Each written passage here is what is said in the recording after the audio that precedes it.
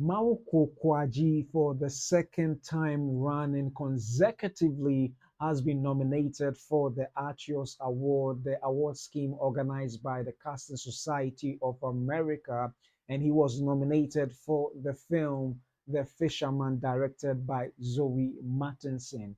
And talking about casting, well, the chief negotiator for SAG-AFTRA, that is Crabtree, Ireland, a clear month away from negotiations with the major studios and streamers in America, has said that it is imperative that they make AI actors as equally expensive as their human counterparts, a ploy to de-incentivize the studios and streamers from seeking a cheaper alternative. And lastly, Tom Cruise is said to have lent a helping hand in directing a fight sequence involving the use of lightsabers in Sean Levy's Star Wars film, that is the Starfighter, starring Ryan Gosling. So we'll be discussing all these stories right here on the platform of the Film Mandate. My name is Papa Otu.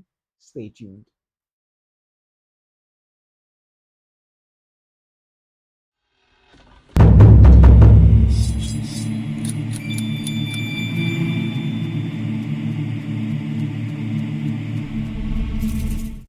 Well, thanks for joining me for this exciting episode of the Film Mandate. My name is Papa Otu, and as usual, I'm bringing you news from the African front and the international scene.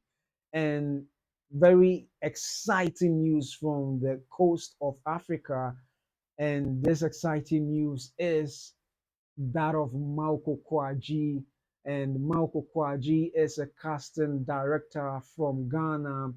And it is exciting because this indeed is the second time he's been nominated for the Artios Award, and that is going to be the 41st Artios Award. And just a little background as to this particular Artios Award nomination for Africa.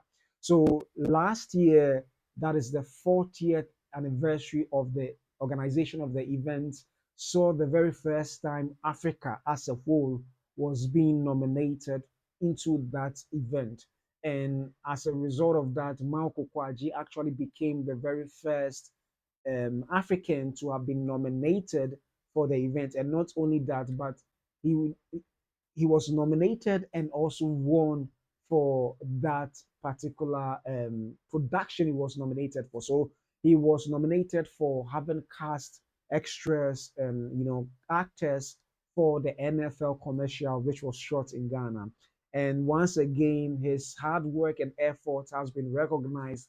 And in this particular instance, he's nominated, or he's been nominated, or has been nominated, I beg your pardon, for the film The Fisherman. The Fisherman, directed by Zoey Martinson, and actually starring a number of Ghanaian major big, stars. And it is quite exciting to see that that is indeed the case. And congratulations once again to Mawuko Kuadzi for being, nominated for this particular category. And he was nominated in the category of international feature, and that is quite exciting. And let me just bring up a quick article that was published on this. This article can be found in the on the Deadline website, and this is what the article says: that Casting Society's Artios Awards film nominations, including Sinners, Frankenstein, Marty Supreme, Hamnet, and more. So there are some big wigs of films that is being nominated for this major event. And also, this actually is preceding that of the Oscars. And for the first time ever in the Oscars, in the 98th anniversary or the 98th edition of the Oscars, there would also be an introduction for a casting category. So hopefully, with this casting being done, if he wins, he's going to get the opportunity to also perhaps be nominated into that of the Oscars as well. And I know I'm sure some of you are watching and like, why is this guy excited for this? I'm excited because I know him personally, and he's such a hard worker. And not only that, but I was also I had opportunity to be working on the Fisherman production as well as an AD. So it is, good news for his nomination, and I'm praying that he wins, and not only win, but have the opportunity to be nominated for the Oscars if so be it. And I am hoping, honestly, I'm hoping that he gets nominated for that as well. So quickly, let's just go through this. So the Casting Society this morning, that is yesterday, revealed the nominations for its 41st annual honors in 8 categories, spanning movie comedy, drama and animation and live theater. See the full list below. So let me just go straight to the full list. I may not be able to go through all of them, but quickly, prior to the category that I want to really show you, this is what the category has. So for comedy, big budget, you have Jay Kelly, and Jay Kelly stars, I think, George Clooney. George Clooney is actually in this film. And for those who helped with the casting, you have Douglas. No, actually, this is pardon, I think I'm mixing it up. So we have Douglas Abel, Nina Gold, associate casting director, goes to Matthew Glasner. Location casting has to do with casting directors has to Francesco Vedovati and Barbara Giordani. We have materialist Douglas Abel, associate casting director Matthew Glasner. We go to the Naked Gun, and we have Carmen Cuba, associate casting director, being Judith. So the first names actually is the names of the casting directors themselves. So let's keep that in mind. And then associate casting director here goes to Judith Sunga, and location casting directors goes to Tara Feldstein Bennett and Chase Paris. We move on to the Phoenician scheme, and in the Phoenician scheme, we have Douglas Abel as the casting, US casting, and then we go to Gina J, UK casting, Alexandra Montage or Montag. We have German casting, and then associate casting director goes to Matthew Glasner. Wake Up Dead Man, a Knives Out mystery casting director is Mary Venue and Brett Howie. I hope I'm pronouncing the names right. And then location casting director goes to Martin Wari. Location associate casting director Olivia Brittain. Wicked for Good, casting director is Bernard Telsey. Tiffany Little Canfield. Associate casting director, we have Ryan Bernard Timensky, and location casting director Thompson Manson. Feature, big budget drama, Begonia. Jennifer Venditti is the casting director. Associate casting director goes to Alan Scott Neal. F1 the movie, casting directors Lucy Bivan, Emily Brockman. Associate casting director Katie Brydon. Location casting directors Tara Feldstein Bennett, Chase Paris, Tara Mazuka. We go to Frankenstein, Robin D. Cook as the casting director. Associate casting director here goes to Jonathan Oliveira. Hamnet, Nina Gold as casting director, and associate goes to associate is Lucy Amos. Marty Supreme, we have Jennifer Venditti as casting director, and associate are Alan Scott Neal, or is Alan Scott Neal. Location casting is Ko Iwagami. Sinners, we have Francine Meisler as the casting director, and then the associate is or are Molly Rose, Amber Wakefield. Location casting is Megan Lewis. Feature animated Elio, casting director or casting directors Natalie Leon, Kevin Reha, Kate Hansen Benbaum, and then associate casting is is Lexi Diamond. The bad guys too, we have Christy Soper Hilt as the casting director, and associate is Lara Bushehri. I hope I pronounced it right. Zootopia 2, the casting goes to Grace C. Kim. Now we go to the feature, studio, or independent. And in the comedy category, we have Eternity, Tiffany Mack, Chelsea Ellis Block, and Marisol Roncalli as the casting directors. We go to the next movie is Friendship, Melissa Delizia. Oh Hi, the next movie being the casting director here is Kate Geller and associate being Ross Shenka. In the rental family starring pardon me, Brendan Frazier, we have Kei Kawamura, the wedding banquet, Jenny Ju as casting director, and location casting is by Candace Elzinga. Twinless, Jessica Monks as the casting director, and then location casting goes to Simon Max Hill. Now we come to feature, the studio independent drama goes to Blue Moon. Sorry, the movie Blue Moon, we have Olivia Scott Webb as the casting director and associate being Simon Higgins. Eleanor the Great, we have Ellen Louise, Kate Sprance, both as casting directors, and associate casting goes to Leah Shapiro. I think Eleanor the Great is the directorial debut of Scarlett Johansson, if I'm not mistaken. We move on to Nuremberg, and Nuremberg we have John Papsidera, Anna Kennedy as both as casting directors, and the associate casting goes to Emily Brink. She is the associate casting director. Location casting is Francesco Vedovati.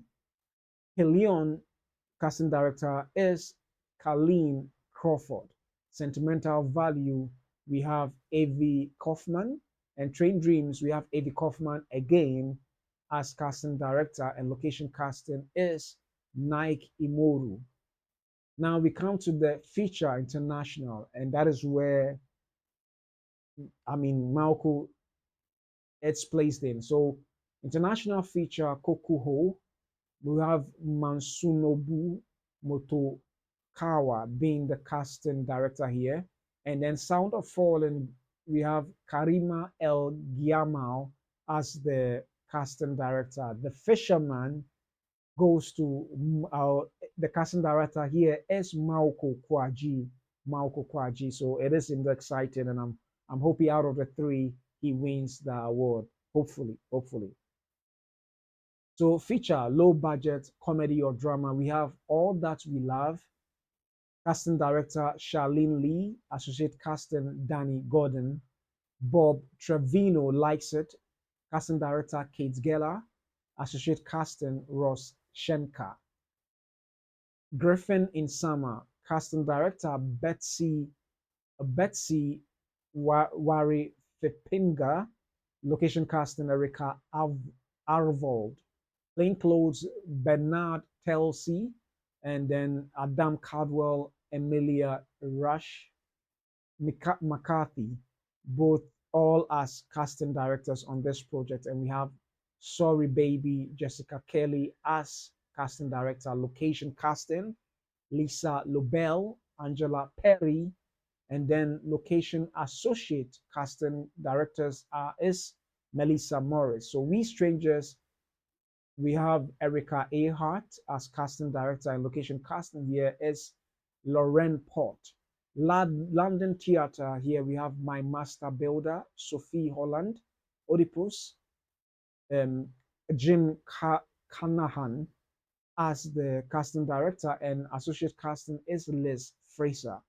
The Devil Wears Prada, Jill Green, Jill Green as the casting director, and here associate casting is Olivia Laydon. I hope I'm pronouncing it right. The Importance of Being Earnest goes to Alistair Kumar. The Little Foxes, Jessica Ronin, and Titanic. Here is James Pearson, and we'll see person. So there you have it, the entire list of those who have been nominated in all 8 categories for the Artios Awards. And once again, even though it's not done yet, I'd still like to take the opportunity to congratulate um, Mawuko Kuadzi in this particular nomination, and I'm really, really, really hoping that he nabs this award for the country and Ghana and the continent of Africa. So that is indeed something I'm really hoping for. That Mawuko Kuadzi nomination would be indeed certified with a win as well. And then and that is something I'm really excited about. And he's done a great job. He's been in industry for for more than a decade, close to, if I'm not mistaken, 2 decades. And he's been doing great. Has background in theater, has background in film production. So he's really, honed his skills to be able to get this done. So congratulations, Mawuko Kuadzi, wherever you are, and thanks for doing a yeoman's job. And also, good work, Zoey Martinson, for bringing Mawuko Kuadzi on board to cast this movie. And hopefully, we are all hoping that he brings the win to Ghana. He brings the win to Ghana. So let me know what you think. That do you think Mawuko Kuadzi's nominations, second time running, the consecutive second time running, is indeed a breakthrough for African film industry? And what do you think about his impact, this particular win? If even without it, the event organized already, but with this nomination, is it a win? Is it and how impactful is this particular win or nomination for the industry? I think it is because of the his nomination bringing much exposure to what he's doing personally for the Ghanaian film industry and the African film industry at large. So whatever your thoughts may be, kind of leave it in the comment section below. So now we move on to the next story, which still bothers and the on the industry or the department of acting, or yeah, of acting. And you would remember that every year the technical or the industry or the technical men, the industry and the guilds and so many other people go on to the negotiation table to negotiate for better terms of conditions with the studios who rely on these technical people to get these films made.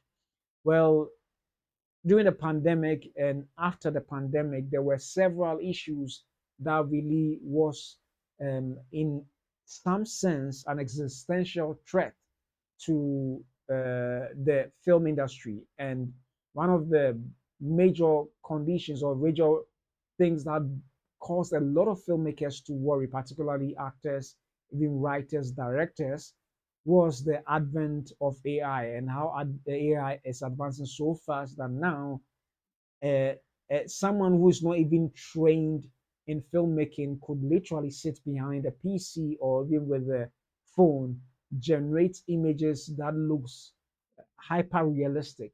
Well, it looks like the Screen Actors Guild, the SAG-AFTRA, is indeed already sounding their thoughts on what they think this or what they think this should be prior to even getting to the negotiation table.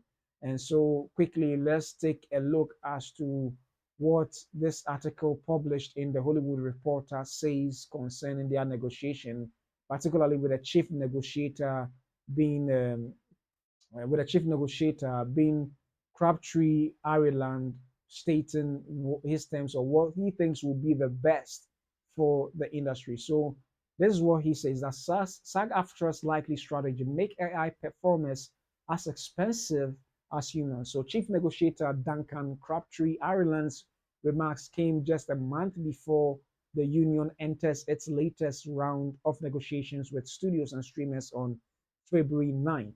and that is seen in your shot. So this is what we say. We just take these articles. So he says that in Duncan Crabtree's Ireland's ideal world, hiring Tilly Nollywood, Tilly Norwood. So Tilly Norwood is the AI generated star who is said to have been the first AI character with I think, uh, seeking to work in a major production. So we'll come to that later. So in Duncan Crabtree's Ireland's ideal world, hiring Tilly Norwood would cost just as much as hiring a real actress. Here's the thinking: a lack of cost savings could dissuade employers from using AI generated performers instead of real actors like Emma Stone or Viola Davis. In my opinion, if synthetics cost the same as a human, they are going to choose a human every time, Crabtree Ireland said. The National Executive Director and Chief Negotiator of the Actors Union, SAG-AFTRA, enumerated on his dollars and cents approach to what the labor group calls synthetic performance. In an interview at a Consumer Electronics Show on Thursday, his remarks preview the tack that the union may take when its negotiations with studios and streamers begin on February 9th, where AI is again expected to be a top issue. So, yeah, it is indeed a major concern for the studios, for the guilds, particularly now the SAG-AFTRA, that is the Screen Actors Guild, and they are much concerned about the possibility of the studios and streamers seeking to use AI actors in order to cut down cost. And then indeed, I think his idea of this makes much more sense. And I mean, in an ideal world, it makes much more sense. But here is why perhaps it might not work. These major studios have deep pockets, and if it means they creating their own AI platforms or AI engines to one way or the other generate their own characters, AI characters, they may likely resort to that unless perhaps there is a government legislature that may prevent them from doing that. But ideally, I don't think there would indeed be such a thing where there will be a rule or law that would prevent any studio from doing that. But I think that if the guilds indeed, or if there's going to be another guild that stands for AI actors and speak for them, then perhaps this could be something very implementable. But I think, yes, if this becomes something feasible that can be implemented, it will definitely go a long way to dissuade film studios and streamers from going for a cheaper alternative of the AI to get it done. And the reason behind its sound, but whether that will be a possibility is something very difficult to tell. Because if you take a critical look as to those who are pioneering this AI characters, I am not sure they are so concerned about making an exact amount of money like the way Emma Stone may perhaps charge for $20 million. Definitely, they're going to settle for far less, seeing that a virtual character or an AI character can star in about 100 movies at a go.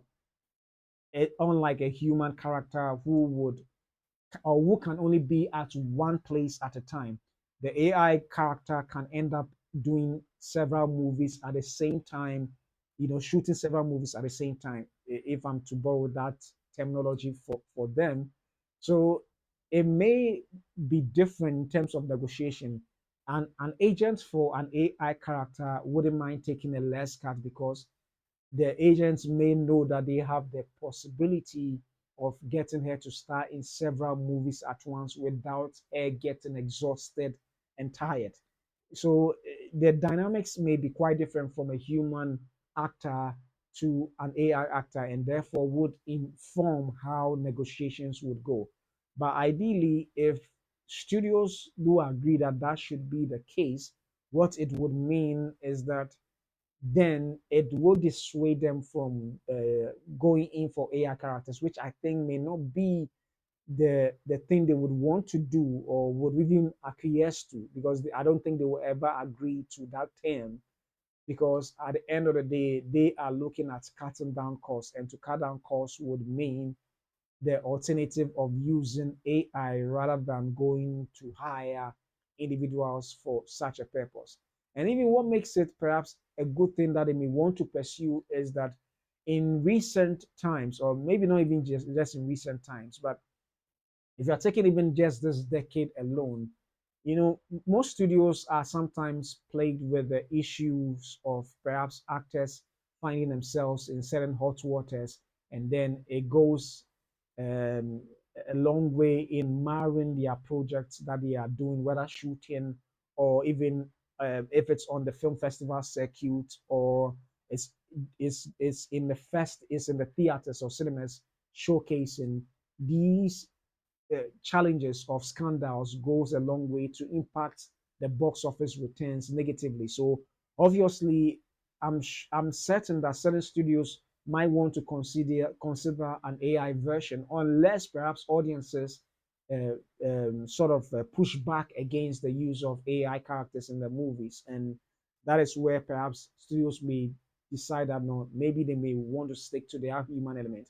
Personally, I think that the human element is more important than an AI element in delivering the human emotion and soul as it ought to be, rather than have a technology that mimics what the human experience is. So personally, if you are to ask me, I would always prefer a human actor, but I can also see why perhaps certain studios may want to use the AI versions of actors, but then it may cause a lot of this. It would definitely disrupt the industry so bad that it may not really help the the partners that they work with.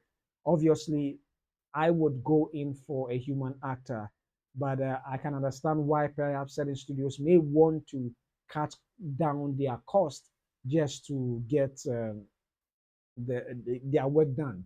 And I'm hoping that we may not get to that point. Perhaps maybe expenses or high budgets for casting, if it's perhaps reviewed and beaten down further, maybe that may make the studios more comfortable to use a human actor rather than a virtual one. So indeed, it is quite an interesting debate or idea that Crabtree Ireland is proposing even a month prior to the negotiations that he's going to have with the studio. So let me know what you think about this. Do you think this idea of movie studios, or the idea of AI characters, their fees being equally as that of the humans, is going to dissuade the studios and streamers from hiring AI characters? Let me know what you think about this thought proposed by Crabtree in Ireland a month prior to the negotiations. Whatever your thoughts may be, kindly leave it in the comments section below. Now we come to another exciting story, and that is the last story of the day. You know, a couple of I mean, when it comes to the Star Wars, um, the Star Wars company, I mean, the production of Star Wars movies, there's been so many Star Wars films that have been named to be in productions with the likes of, I mean, at one time Kevin Feige, who is the overlord of MCU, was said to be producing one, to Taika Waititi, to J.J. Abrahams, to I mean a whole lot of people. Um, um, Patty Jenkins was even said to be working on one, the Squadron, which I think is still possible that that may take place. So all these productions were said to be, in the pipeline to be made. Well, none of them actually took place till, except for that of uh, Mandalorian, Goku and the Mandalorian, directed by John Favreau, and the new person in the fray was Sean Levy's Starfighter, starring Ryan Gosling.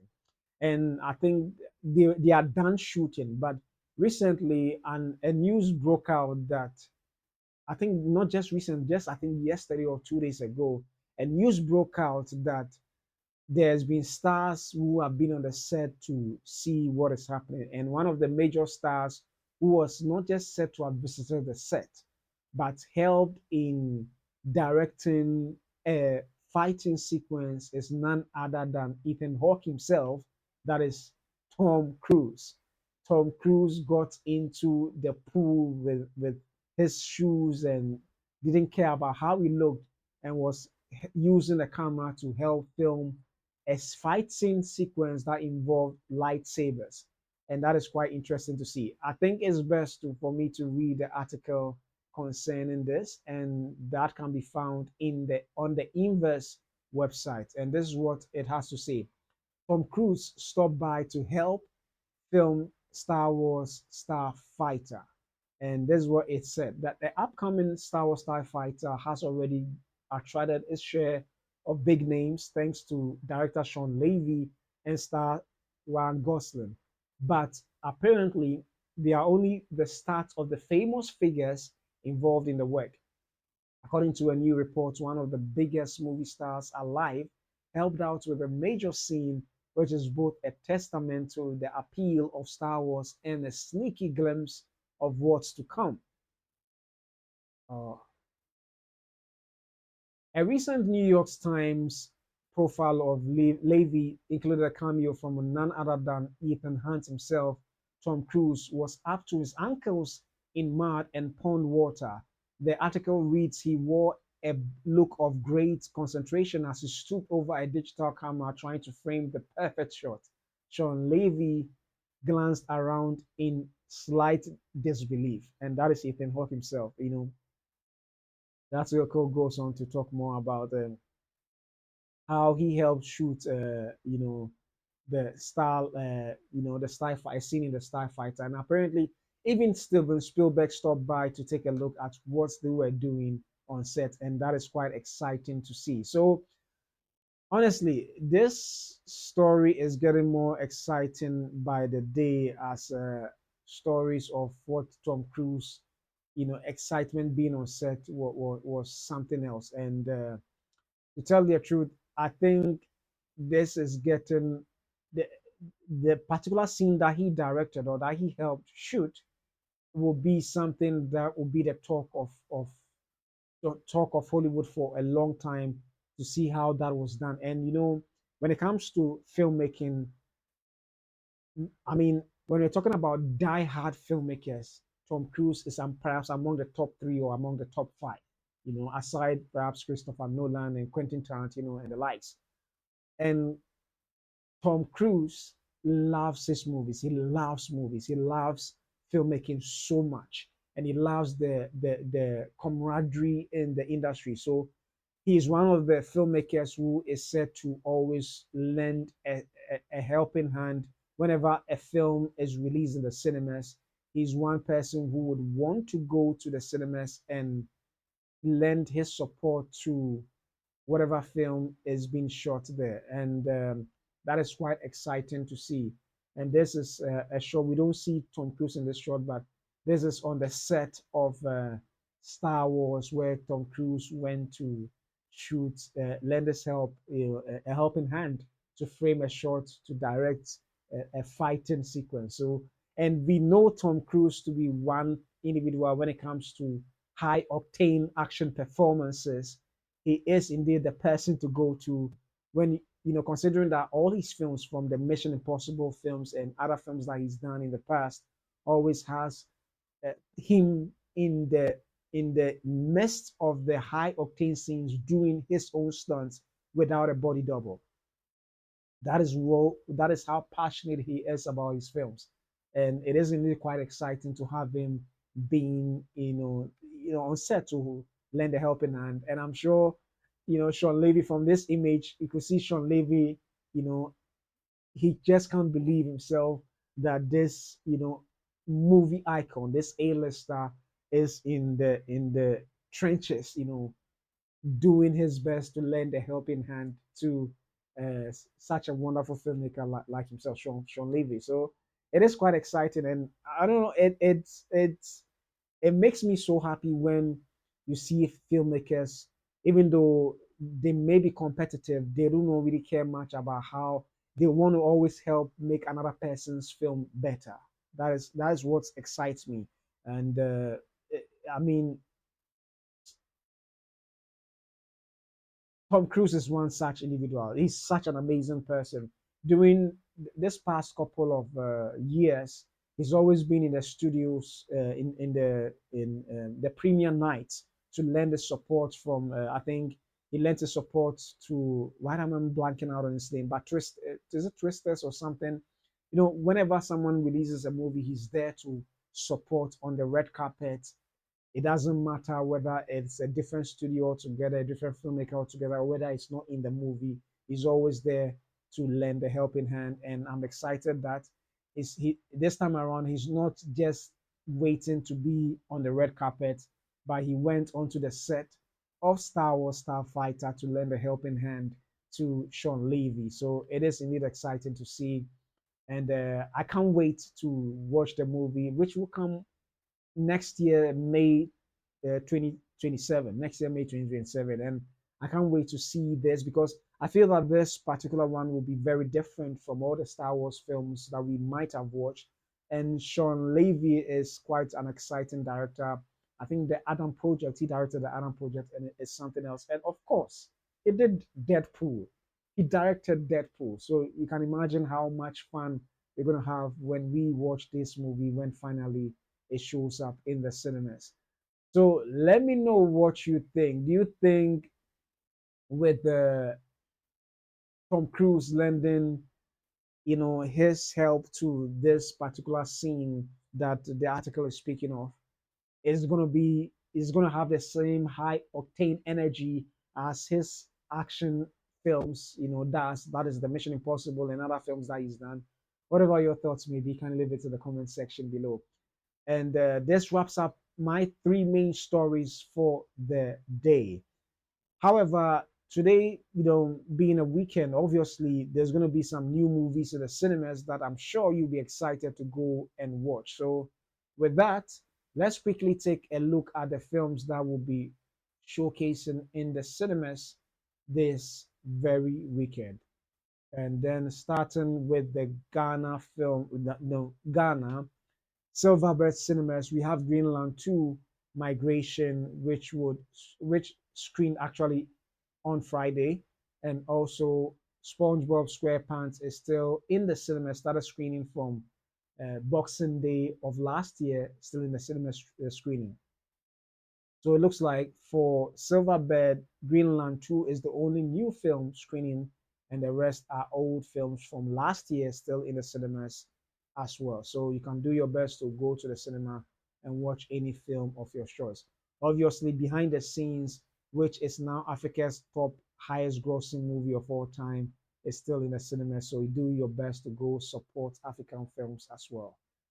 And so let's quickly move on to the Rotten Tomato website, where it's also showcasing films that may be screening anywhere around the world. So kindly take a look at any of these films and where they may potentially be screening close to you. You can do so, do your best to go and watch it yourself. So Primate screened on Friday as well as Greenland 2 Migration is on Friday. All these films actually are screening on Friday. So let me just go through Annette, and then is this thing on?